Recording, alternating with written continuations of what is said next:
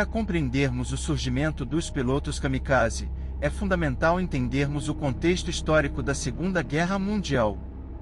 Vamos fazer uma imersão nessa época conturbada e explicar de forma clara e acessível como tudo começou. No final da década de 1930, o mundo encontrava-se em uma situação de tensão crescente. A Segunda Guerra Mundial teve início em 1939, quando a Alemanha nazista, liderada por Adolf Hitler, invadiu a Polônia. Esse conflito global envolveu diversas nações, incluindo o Japão.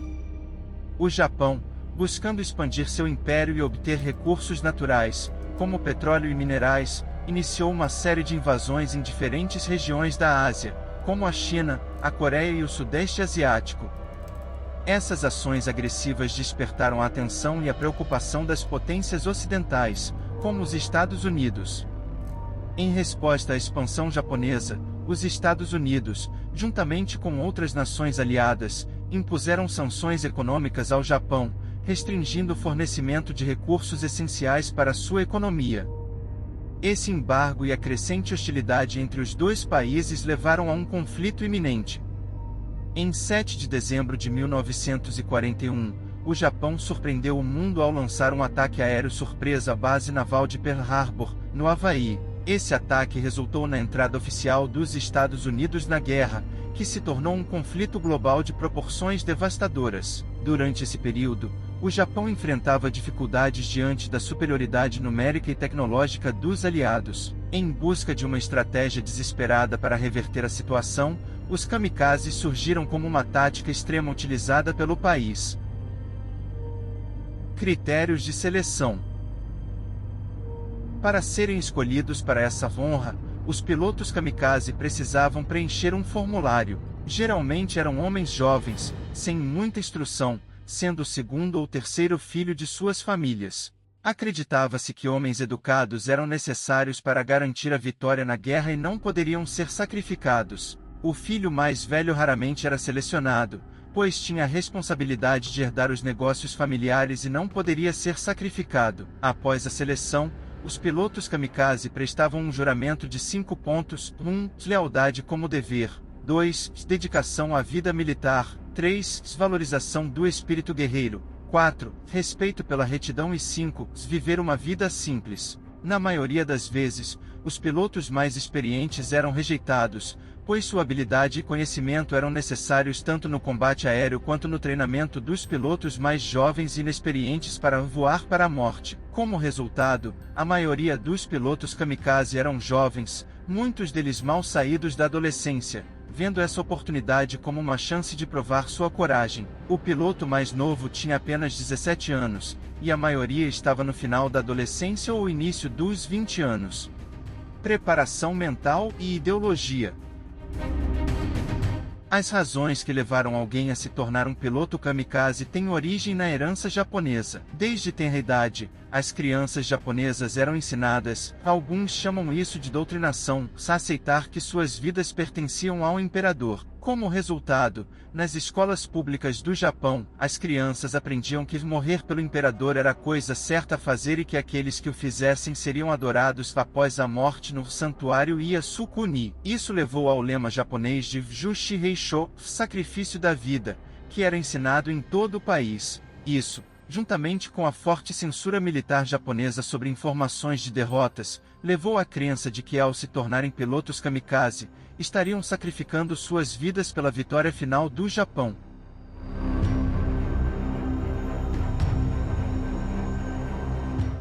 Antes de decolar, cada piloto escreveria uma carta de despedida para sua família. Essas cartas seriam enviadas após a confirmação de sua morte. Uma carta escrita por um piloto para sua família afirmava: "Por favor, me parabenizem. Tive uma oportunidade esplêndida de morrer. Este é o meu último dia. O destino de nossa pátria depende da batalha decisiva nos mares do sul, onde cairei como uma flor de cerejeira radiante. Somos 16 guerreiros tripulando os bombardeiros.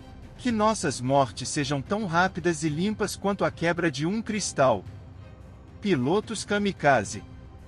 Muitas cartas como essa foram enviadas, acompanhadas de recortes de cabelo ou unhas, pelos pilotos aos seus familiares. Essas cartas demonstram o quão profundamente esses pilotos acreditavam em sua causa e por que era uma honra para eles se sacrificar para promovê-la. Eles sentiam que estavam fazendo o que era certo. Recusar tal honra viria contra tudo em sua cultura na época. Mesmo sabendo que nunca retornariam de suas missões, um número impressionante de jovens se voluntariou. Na verdade, 3 vezes mais homens se candidataram às missões do que o número de aviões disponíveis. Reflexões e conclusão. Logo após a guerra, muitos japoneses viam os pilotos kamikaze como uma lembrança dolorosa e triste do horror e da insanidade da guerra. Para o resto do mundo, eles eram vistos como fanáticos loucos que morreram gritando Banzai, que significa literalmente 10.000 anos, que o imperador viva 10.000 anos. O termo kamikaze tornou-se depreciativo e o orgulho nacional que antes existia transformou-se em desprezo público. Até mesmo ex-membros do corpo kamikaze criticaram abertamente essa estratégia. Na época, o Japão foi humilhado pela derrota diante das forças aliadas. Os sacrifícios dos kamikazes foram em vão. Embora tenham afundado 40 navios americanos no Pacífico e outros 16 nas Filipinas, não conseguiram deter o avanço das forças aliadas. A confiança dos kamikazes e de toda a nação japonesa foi abalada quando o imperador anunciou a rendição. Dessa vez, o vento divino não trouxe a tão esperada vitória. No entanto, a devoção do povo japonês ao ideal de seu país persiste até hoje. Essa devoção permitiu ao Japão renascer das cinzas da derrota e se tornar um importante jogador no mundo pós-guerra.